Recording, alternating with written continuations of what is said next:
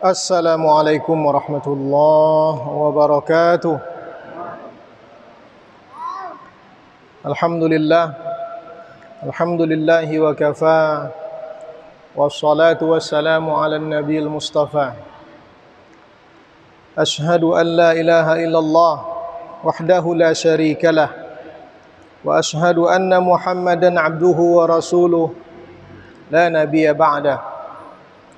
Allahumma alimna ma jahilna wa dhakkirna ma nasina waftah alaina hikmataka wanshur alaina min khazaini rahmatika ya arhamar rahimin.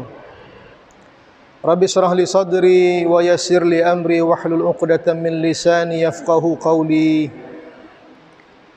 Bapak-bapak, ibu-ibu, hadirin, hadirat, jamaah salat fardu maghrib yang dimuliakan Allah Subhanahu wa taala. Bersyukur kita kepada Allah Subhanahu wa taala atas segala rahmat, nikmat dan karunia yang dilimpahkan Allah Subhanahu wa taala. Mudah-mudahan kita tercatat sebagai hamba-hamba yang bersyukur di sisinya. Amin amin Allahumma amin. Salawat dan salam kita haturkan untuk Rasulullah sallallahu alaihi wasallam. Allahumma salli wa sallim wa barik ala sayyidina Muhammad wa ala ali sayyidina Muhammad. Bapak-bapak dan ibu-ibu yang saya hormati, melanjutkan kajian kita pada pertemuan yang lalu tentang fikih jenazah yang berkenaan dengan hal-hal mengingat kematian. Di dalam Al-Quran Allah Subhanahu wa ta'ala mengatakan, A'udzu billahi minasyaitonir rajim, bismillahirrahmanirrahim. Ya ayyuhalladzina amanu taqullaha haqqa tuqatih wa la tamutunna illa wa antum muslimun.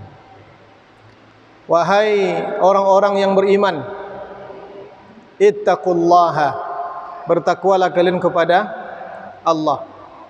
Takwa yang seperti apa? Haqqa tuqatihi, takwa yang sebenar-benar takwa. Wala tamutunna illa wa antum muslimun, dan janganlah kalian mati kecuali kalian dalam keadaan muslimun, berserah diri kepada Allah Subhanahu wa taala. Ayat ini, bapak-bapak dan ibu-ibu yang saya hormati, menarik untuk kita perhatikan, terutama di bahagian akhir dari yang saya bacakan tadi, di mana Allah mengatakan wala tamutunna illa wa antum muslimun, dan janganlah kalian mati kecuali kalian dalam keadaan muslimun, berserah diri, menjadi orang-orang yang selamat dan dapat menyelamatkan orang lain. Bapak-bapak dan ibu-ibu yang saya hormati, seakan-akan mati itu bisa kita mengaturnya. Seakan-akan Allah ingin mengatakan kepada kita, kalian kalau mau mati, kalian boleh pilih cara mati kalian. Cara mati yang terbaik dalam ayat itu, wa antum muslimun, kalian dalam keadaan muslim. Padahal mati itu sesuatu yang tidak bisa kita rekayasa, bapak-bapak dan ibu sekalian. Tapi cara kita meninggalkan dunia ini, cara kita kembali kepada Allah Subhanahu wa taala, itu rupanya dipulangkan oleh Allah kepada kita. Bagaimana kita di akhir hayat kita nanti, itu rupanya dipulangkan, dikembalikan oleh Allah Subhanahu wa taala kepada diri kita masing-masing. Al-umur bil khawatim, perkara itu tergantung kesudahannya, tergantung penutupnya, tergantung bagaimana akhirnya. Kalau orang sekarang mengatakan bagaimana endingnya katanya. Ada orang semenjak dia balik, berakal, pemuda dia, sama sekali tidak pernah mendekati masjid. Tidak pernah. berpuluh-puluh tahun tak terpijak kakinya di masjid. Tapi di akhir hayatnya dia justru kembali kepada Allah Subhanahu wa taala. Di akhir hayatnya dia justru meninggalkan kebiasaan yang sudah dilakukannya selama puluhan tahun itu.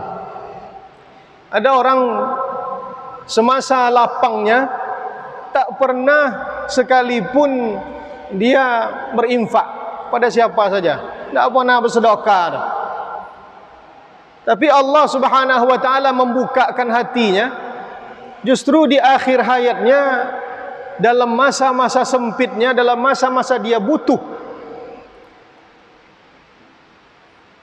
perhatian yang banyak, butuh finansial yang tinggi, tapi justru ketika itu dia berinfak, mengeluarkan hartanya di jalan Allah Subhanahu wa taala.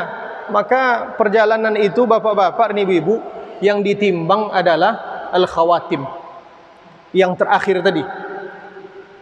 Itu yang menjadi standar penilaian oleh Allah Subhanahu wa taala.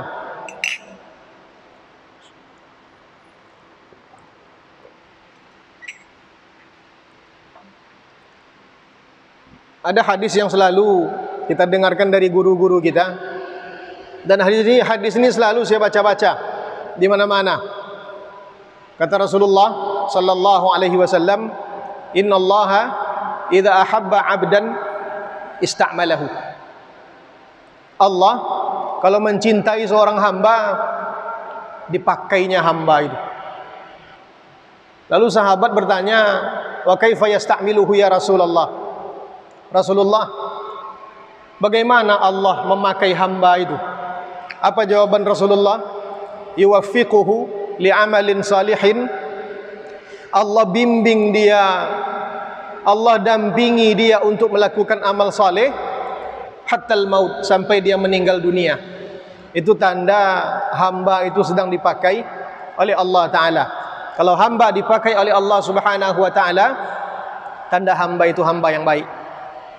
Jadi bapak-bapak dan ibu yang saya hormati, bagaimana akhir hayat kita itu rupanya Allah kembalikan kepada kita. Wala tamutunna illa wa antum muslimun. Jangan kalian mati kecuali dalam keadaan berserah diri kepada Allah Subhanahu wa taala. Tentu itu memiliki proses yang harus kita jalani. Kadang-kadang Allah Taala kirim tanda-tandanya kepada kita. Apa tanda-tandanya?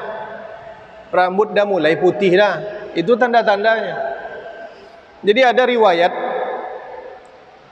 di dalam kitab Az-Zuhd karya Imam Ahmad bin Hanbal, diriwayatkan bahwa Nabi Ya'qub makhluk Allah yang paling disegani oleh malaikat maut ketika itu. Nabi Ya'qub adalah makhluk Allah atau seorang nabi yang paling disegani oleh malaikat maut ketika itu. Kalau malaikat maut hendak berjumpa dengan Nabi Ya'qub, itu malaikat maut Israel minta izin dulu kepada Allah. Kalau diizinkan Allah, berangkatlah dia. Tapi kalau Allah tidak izinkan, tak sanggup dia menjumpa dengan Nabi Ya'qub. Jadi suatu ketika ista'dzana rabbahu, minta izin dia kepada Allah Ta'ala untuk berjumpa dengan Nabi Ya'qub. Maka diizinkan Allah, pergilah dia. Sampai kepada Nabi Ya'qub, bertanya Nabi Ya'qub, hal qabatta nafsa Yusuf? Wahai malaikat maut, apakah engkau telah mencabut nyawa Yusuf? Waktu itu Nabi Ya'qub masih, pandangannya masih sakit. Apa kata malaikat maut? La, enggak, belum lagi gitu. Jadi Nabi Ya'qub sudah tahu bahwa Nabi Yusuf belum meninggal dunia. Lantas kesedihannya karena apa? Karena terpisah dari putranya. Karena saking lamanya menangis sampai-sampai matanya itu tidak bisa lagi memandang. Enggak, saya cabut nyawa Yusuf lagi. Ala uallimuka kalimatin, wahai Yakub, maukah engkau aku ajarkan kalimat, sebuah doa. Apa kata Nabi Yakub? Bala, mau. Maka diajarkanlah oleh malaikat maut doa kepada Nabi Yakub. Apa bunyi doanya? Ya dzal ma'rufil ladzi la yanqati' wa la yuhsihi ghairuka. Ya dzal ma'rufil ladzi la yanqati' wa la yuhsihi ghairuka. Duhai pemilik kebaikan yang tak pernah putus. Maksudnya Allah. Al-ma'ruf alladzi la yanqati', pemilik kebaikan yang tak pernah putus kebaikannya. Wala yuhsihi ghairuka, dan tak bisa selain engkau menghitungnya. Itu doa dibaca oleh Nabi Yakub pada malam hari tersebut, dan keesokan harinya pandangannya kembali dapat melihat dengan memegang baju Nabi Yusuf yang dikirimkan kepada ayahandanya. Nabi Yakub, bapak-bapak dan ibu-ibu, itu termasuk makhluk Allah, hamba Allah yang minta izin malaikat maut untuk mencabut nyawanya. Nabi Muhammad SAW, malaikat maut minta izin mencabut nyawanya. Nabi Musa alaihissalam, malaikat maut minta izin mencabut nyawanya. Nabi Yakub juga termasuk nabi atau hamba Allah yang malaikat maut minta izin mencabut nyawanya. Ini pada suatu kali datang malaikat maut setelah minta izin kepada Allah Ta'ala, ingin mencabut nyawa Nabi Yakub. Sampai ke Nabi Yakub, apa kata Nabi Yakub? Ajita zairan am liqabdi ruhi. Wahai malaikat maut, engkau datang berkunjungkah atau ingin mencabut nyawaku? Apa kata malaikat maut? Jitu liqabdi ruhika, aku datang mau mencabut nyawamu. Apa kata Nabi Yakub? Ala wa'adtani, bukankah engkau pernah berjanji kepadaku, sebelum engkau mencabut nyawaku, engkau akan mengirimkan utusan-utusan kepadaku. Apa kata malaikat maut? Ya, saya berjanji, dan utusan itu sudah saya kirimkan kepada engkau, katanya. Mana utusan yang kau kirimkan? Kata malaikat maut, bukankah rambutmu sudah putih? Itu utusan Allah itu rupanya, bapak-bapak nih, ibu. Bukankah laqad da'ufa dhahruka, tulang punggungmu sudah lemah? Dulu waktu muda berdogok berjalan, pawi petak-petak, dado busung, ala tua la tabungkuk-bungkuk aja lah. Itu rupanya utusan yang dikirim Allah untuk kita. Bukankah karib kerabatmu, sanak familimu, tetangga-tetanggamu sudah banyak yang meninggal dunia? 3 itu utusan Allah Subhanahu wa taala untuk hambanya. Tentang apa? Tentang kematian. Ma'asyiral muslimin wal muslimat rahimani wa rahimakumullah. Jadi kembali kepada ayat tadi, wala tamutunna illa wa antum muslimun. Jangan kalian mati kecuali dalam keadaan muslimun, berserah diri kepada Allah Subhanahu wa taala. Dalam pertemuan yang lalu kita juga sudah membahas tentang ihtidar, orang yang berada dalam proses sakaratul maut. Ihtidar itu muncul tanda-tanda kematian pada orang yang sedang sakit atau sedang sekarat, dicabut ruhnya. Saya pribadi pernah menengok orang yang ihtidar ketika masih kuliah dahulu. Kebetulan jalan-jalan ke rumah sakit karena ada saudara kawan yang dirawat di rumah sakit Husein ketika itu. Pas ketika kami hendak meninggalkan kamar itu, di sebelahnya ada warga Mesir yang sedang sekarat. Dan saya menengok proses ihtidar itu betul yang disampaikan oleh ulama kita. Apa kata ulama kita? Proses pencabutan nyawa seseorang itu akan nampak dari kakinya pertama sekali. Jadi nyawa hamba yang dicabut itu kakinya bergerak, Pak. Bergerak. Sampai di lututnya itu terangkat lututnya. Sampai di perutnya itu bergelombang perutnya. Ada gerakan di perutnya. Sampai nanti di dadanya dan keluar dari bahagian kepalanya, tabi'ahul basar. Ruh kita itu diikuti oleh pandangan kita. Itu sebabnya orang meninggal dunia itu selalu matanya menengok ke bahagian atas, karena pandangannya mengikuti kemana ruhnya pergi. Apa yang dilakukan ketika orang ihtidhar? Yang pertama, seperti yang kita sampaikan,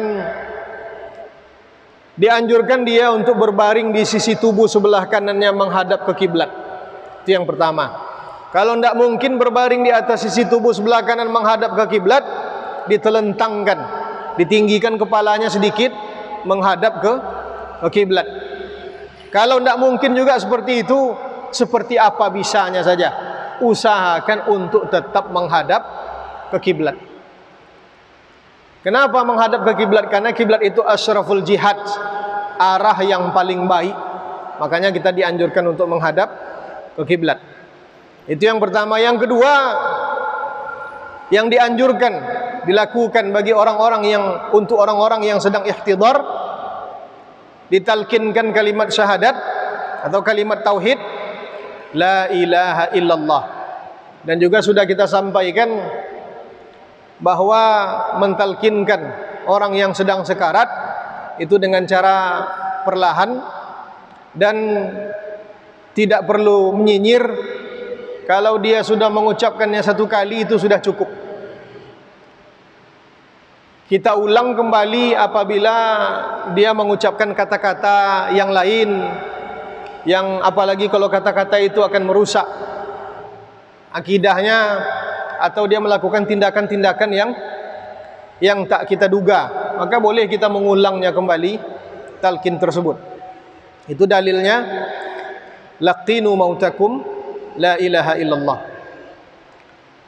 Apa yang ketiga? Dalam kitab ini disebutkan yusannu ayyuqra'a indahu suratu Yasin. Orang-orang yang sedang sekarat, orang-orang yang sedang ihtidhar, dianjurkan, disunnatkan untuk dibacakan surat Yasin. Mana dalilnya? Dalilnya hadis Rasulullah sallallahu alaihi wasallam, iqra'u ala mautakum Yasin. Hadis ini riwayat Imam Abu Daud, Imam Ibnu Hibban, dan Imam Ibnu Hibban mensahihkan hadis tersebut. Dan itu yang dijadikan pegangan dalam mazhab Imam Syafi'i. Apakah ada ulama lain yang mengatakan hadis ini lemah? Ada. Syekh Albani mengatakan hadis ini lemah. Tapi saya pribadi, saya tidak memegang pendapat itu. Saya memegang pendapat yang mengatakan bahwa hadis ini adalah hadis sahih. Bacakan atas orang yang mati di antara kalian Yasin, surat Yasin. Apa yang dimaksud dengan mautakum itu? Man qad hadarahul mautu, orang yang benar-benar sedang dihadiri oleh kematian, orang yang sedang sekarat. Kalau saki-saki nanggung-nanggungnya jangan baca Yasin dulu lah. Bangi ke awak so. Apa dia nak copek warna kalian kan ni? Kalau damam-damam ayamnya jangan baca Yasin.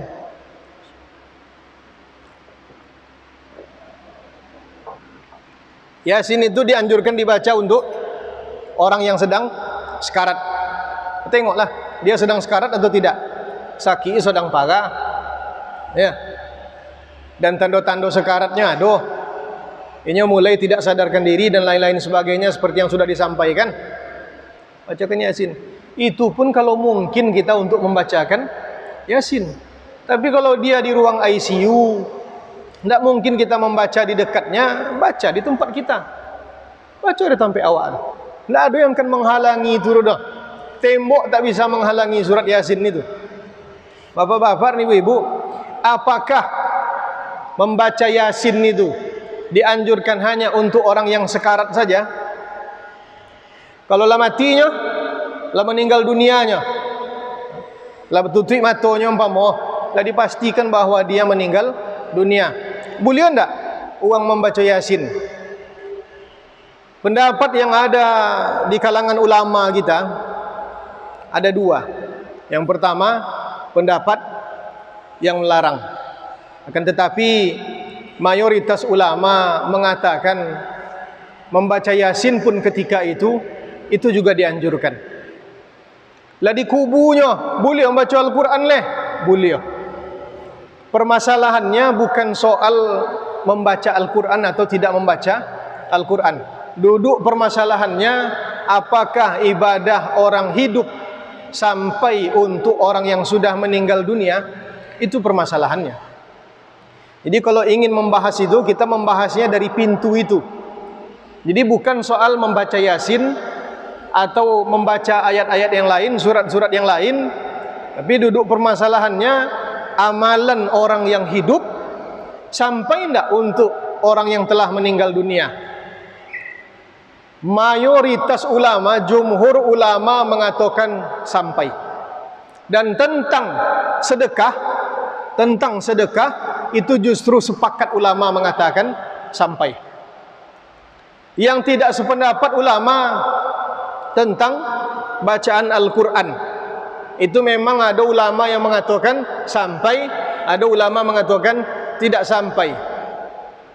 Tapi mayoritas ulama mengatakan sampai. Al-Quran yang dibaca apakah hanya Yasin saja? Tidak, apa saja. Tapi yang sebaik-baiknya dibacakan surat Al-Fatihah, dibacakan pembukaan Al-Baqarah dan akhir Al-Baqarah, dibacakan surat Yasin, dibacakan Alhaakumut Takatsur hatta zurtumul maqabir. Itu yang dibacakan. Kalau dibacakan Al-Quran yang lain boleh, silakan. Memberi manfaat itu untuk orang yang sudah meninggal dunia, memberi manfaat untuk orang yang sudah meninggal dunia.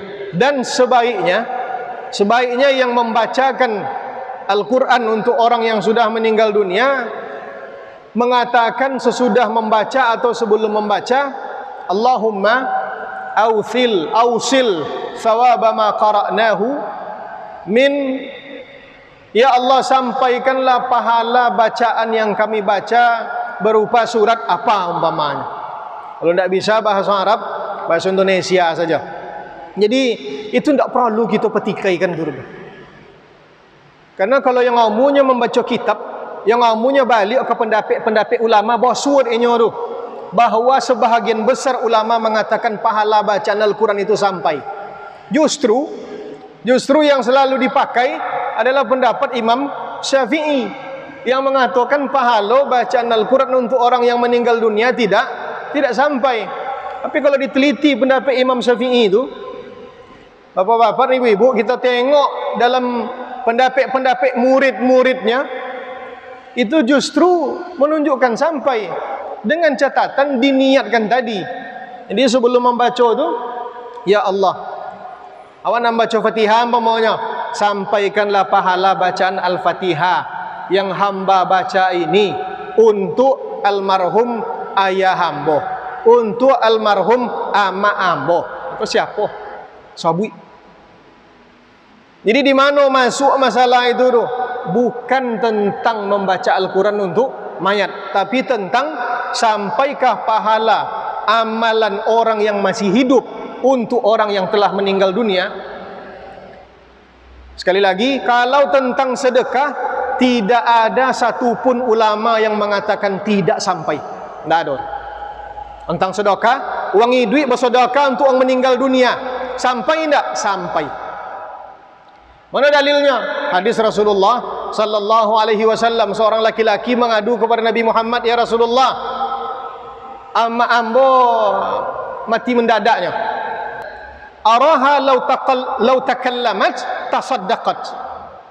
Ambo tengok Rasulullah kalau bercakap ini apa? Artinya kalau dia diberikan kesempatan untuk berbicara sebelum dia meninggal dunia, tasaddaqat. Ini nak bersedekah Rasulullah. Nya mati mendadak, tapi nampak dia ambo kalaulah diberikan kesempatan baginya berbicara sebelum meninggal dunia, ini tidak bersedekahnya. Apa pertanyaan laki-laki itu kepada Rasulullah? Afa atasaddaqu anha? Lei beliau dayan bersedekah untuk inyo. Dalam riwayat lain, lei sampai pahalo kainyonya. Kata Nabi Muhammad sallallahu alaihi wasallam, sedekahlah sampai pahalo kainyo. Dan itu hadis sahih. Itu hadis yang sahih. Dalam hadis lain banyak itu disebutkan, bapak-bapak dan ibu sekalian.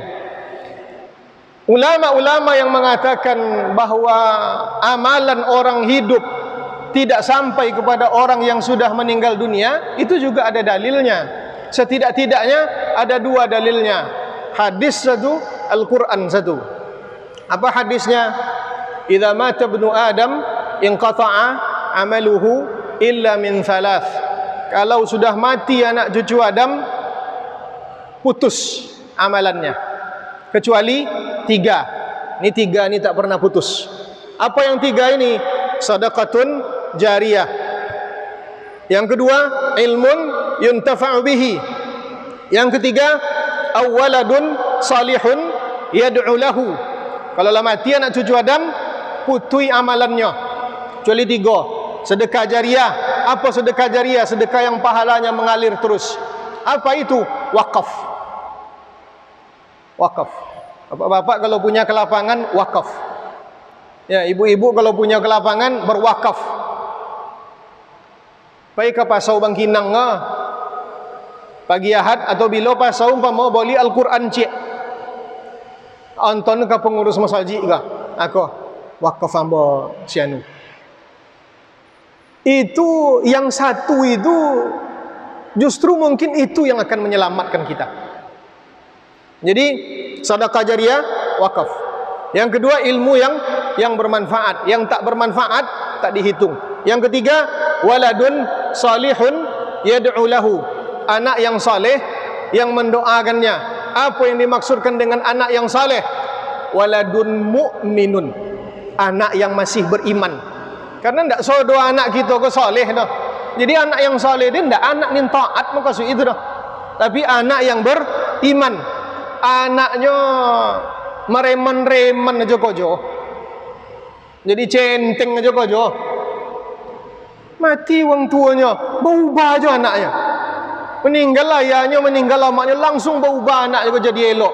Didoakan deh wang tuanya, tidak sampai doanya dah. Ini tidak soleh itu dah. Jawabannya apa? Sampai. Karena yang dimaksud dengan soleh itu bukan sebatas itu saja, tapi lebih kepada dia beriman atau tidak, dia masih percaya kepada Allah Subhanahu wa taala atau tidak. Jadi waladun salihun itu anak yang masih beriman dengan Allah dan Rasulnya, artinya masih Islamnya. Tidak kalu dari agama dah. Hadis itu digunakan oleh ulama-ulama yang mengatakan bahwa amalan untuk orang yang meninggal dunia tidak lagi sampai. Tapi hadis itu dijawab. Apa jawabannya? Di dalam hadis itu yang disabui dek nabinya, yang putui itu amalan orang yang mati itu. Kalau lah mati anak cucu Adam, idza mata ibnu Adam inqata'a amaluhu. Mati anak cucu Adam, putui amalannya. Amalan ni nyo yang putuinya. Amalan yang mati itu ni putui. Indah ada nabi menyebut itu amalan wang hidup untuk orang mati putui. Tak ada nyebut. Itu satu. Apa dalil yang kedua? Al-Quran. Apa kata Allah Subhanahu wa taala? Wa alaysa lil insani illa ma sa'a. Dan tidak ada untuk seorang manusia kecuali yang diusahakannya. Tidak ada yang akan didapat oleh seseorang kecuali apa yang telah diusahakannya. Tando yang kan kita temo usaha kita aja, usaha orang lain tak dapat kita menemo dah. Bapak-bapak, ibu-ibu, ayat tu ayat Al-Quran. Maknanya joleh. Banau bahwa yang akan kita terima itu justru usaha kita. Tapi apakah salah ada orang lain yang memberikan usahanya kepada kita? Tak ada salahnya. Berhakkah saya bekerja, saya berusaha, saya lalu hasil kojor itu dembeng kepada orang lain? Tak ada salahnya. Yang akan menyampaikan dak kita. Siapa yang akan menyampaikannya? Allah Subhanahu wa taala. Kedua-dua pendapat itu sekali lagi ada dalam hukum fikih kita. Maka berlapang-lapanglah kita. Tapi kalau ditanya kamu, saya termasuk orang-orang yang mengamalkan itu sampai hari ini. Lah ditalkinkan ninya uang sekitarnya membaca surah Yasin, yang didokeinya membacakan surah Yasin. Apa nin kompe? Ini sebenarnya lebih kepada orang yang sedang sakit. Yusannu lil maridil ladzi sya'ara binadhiril mauti wa sakaratihi ay yuhsina dhannahu billahi ta'ala. Dianjurkan kepada orang yang sedang sakit dan dia merasa kematian akan menghampirinya. Apa yang dianjurkan? Agar dia berbaik sangka kepada Allah Ta'ala. Pontiong tu. Berapa banyak kita yang mengeluh dalam sakit kita? Sebanyak-banyak. Sampai-sampai ada yang menyebut Allah Ta'ala tidak adil dah. Apa tidak adil? Tiap subuh dan ke masjid, tiap isya dan ke masjid, maghrib ke masjid dayan, 5 waktu ke masjid dayan, tapi sakit bertahun-tahun dibuin deh. Itu bapak-bapak ni ibu, indak kita berbaik sangko kepada Allah. Indak kita berbaik sangko. Orang yang sedang sakit, dia wajib untuk berbaik sangka kepada Allah Subhanahu wa ta'ala. Siapa tahu sedang berbaik sangka itu justru Allah mengambil kita. Bayangkanlah, beribadah kita bertahun-tahun, datang kita ke majlis taklim bertahun-tahun, mengaji bertahun-tahun, salat berjamaah bertahun-tahun, tapi justru di akhir hayatnya buruk sangkonya kepada Allah. Kalau sempat kita diambil dalam keadaan buruk sangko tu, kono kita dengan tadi al-umur bil khawatim, urusan itu tergantung akhirnya. Kono kita deh itu deh, kan berbahaya tu. Imam Ibnu Qayyim, bapak-bapak dan ibu-ibu, di dalam kitab Al-Fawaid menyebutkan Al-Ghabi. Apa kata Imam Ibnu Qayyim? Al-Ghabi man dhalla fi akhiri tariqi wa qad qarabal manzilah. Uang bongak, yang sebongak-bongak uang, kata Imam Ibnu Qayyim, Ghabi itu idiot. Itu tiap bongak yang paling tinggi. Kalau jahil itu sebatas tidak mengetahui jadinya. Tentu dek si anu apa rukun wudu anda dah jahil, ndak apa-apa je dah bisanya mengaji. Tapi kalau Ghabi ko bongak yang disebut dari Imam Ibnu Qayyim ko, inyo lah tentu tapi dilanggau deh. Nya tentu dia tapi dilanggau deh. Siapa yang bodoh sebodoh-bodohnya itu?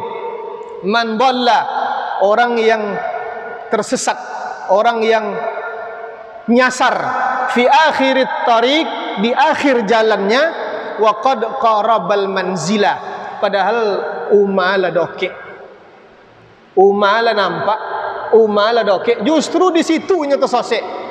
Itu bongak. Tapi sekali lagi bapak-bapak, ibu-ibu, tak bisa di kita merekayasa itu. Jadi kebiasaan kita lah yang harus kita tingkatkan menjadi lebih baik.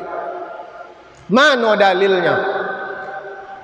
Ada sebuah hadis yang sahih yang diriwayatkan oleh Imam Bukhari dan Imam Muslim. Hadis ini hadis qudsi. Apa bunyinya? Ana inda dhanni abdi bi. Ana, kata Allah, aku, kata Allah, sesuai dengan dugaan hambaku terhadapku. Jadi seperti apa seorang hamba menduga Allah Subhanahu wa ta'ala, macam itu yang akan diberlakukan oleh Allah Ta'ala. Elok sangka kita kepada Allah kan diberlakukan yang elok. Buat sangka kita kepada Allah diban Allah Ta'ala waliyadzubillah. Makanya kalau orang yang sedang sakit atau berada dalam kesulitan, dapat kemalangannya, inyo wajib berbaik sangka kepada Allah. Ada rahasia-rahasia yang kita tidak tahu di balik itu. Dan insya-Allah kalau seorang hamba berbaik sangka kepada Allah Subhanahu wa taala, lalu wafat dia dalam keadaan seperti itu, maka dia akan dibangkitkan dengan niatnya itu. Contoh apa niat kita ketika kita meninggal dunia, contoh itu kita dibangkitkan elok niat kita, dibangkitkan kita dalam keadaan niat yang baik pula. Artinya diterima di sisi Allah Subhanahu wa taala. Ma'asyiral muslimin wal muslimat rahimani wa rahimakumullah. Sudah kita lakukan semuanya itu, orang yang sakit pun berbaik sangka kepada Allah dan sampai janjinya, sampai ajalnya, meninggal dunianya. Ketika seorang hamba sudah meninggal dunia, apa yang harus kita lakukan? Di sini disebutkan idza mata wa fadat ruhuhu nudibatan fi dhul umuri taliyah. Apabila seorang hamba meninggal dunia, la qalu ruhnya, la bercerai dari jasadnya, dianjurkan melakukan hal-hal berikut ini. Satu, tarmidu ainaihi, menutup, memejamkan matanya. Memejamkan matanya itu ada dua caranya. Yang pertama dengan menggunakan jari telunjuk dan jari tengah kita. Itu. Yang kedua, ceneko. Kebanyakan yang kita lakukan yang kedua. Ya. Itu yang banyak kita lakukan. Itu apa guna dipejamkan matanya? Karena pernah Rasulullah sallallahu alaihi wasallam menengok salah seorang sahabat yang meninggal dunia dan dia memerintahkan sahabat lain untuk memejamkan matanya. Wa shaddu lahyaihi bi'asabah, dipejamkan matanya, kemudian diikat kepalanya, dagunya. Jadi kobeknya siko simpul ke siko, bualnya ke di siko. Apa gunanya? Li'alla yabqa famuhu maftuhan, nak boleh jan terbuka mulutnya. Karena kalau terbuka mulutnya buruk bantu ah. Nak elok bantu dah. Jadi nak boleh jan terbuka mulutnya, dikobek. Kobek apa je lah, kain tali boleh. Tak ada salahnya dah. Nabi Muhammad sallallahu alaihi wasallam melakukan itu juga kepada sahabat-sahabatnya yang meninggal dunia. Yang kedua, jadi yang pertama tadi pejamkan matanya, ikat mulutnya, simpulnya bukan di sini simpulnya tapi di atas. Simpulnya. Intinya dikobek, nak boleh jangan terbuka mulutnya. Ada sebahagian orang bapak-bapak dan ibu-ibu, ambo pernah menengoknya langsung, itulah dikobek mulutnya, ketika nak dilopen pengobek itu jatuh, dagu jatuh balik, rahangnya kok jatuh balik, karena faktor usia, atau inya meninggal karena kecelakaan. Apa langkah yang dilakukan? Langkah yang boleh kita cuba, itu diuwi siko. Pertemuan tulang rahang dengan tengkuak kita bagian di hati, siko diuwi odon kate, diputau-putau odon kate. Sebagian orang itu bermanfaat, sebagian mayat itu bermanfaat. Kalau ada minyak zaitun, pakai minyak zaitun diuwi. Lambik-lambik mau uwi. Tapi kalau ndak aja dah, jangan dibuka perlu kobek dulu. Biar tak kobek. Ma'asyiral muslimin wal muslimat rahimani wa rahimakumullah. Insyaallah kita lanjutkan pada pengajian yang akan datang. Hal-hal yang harus kita lakukan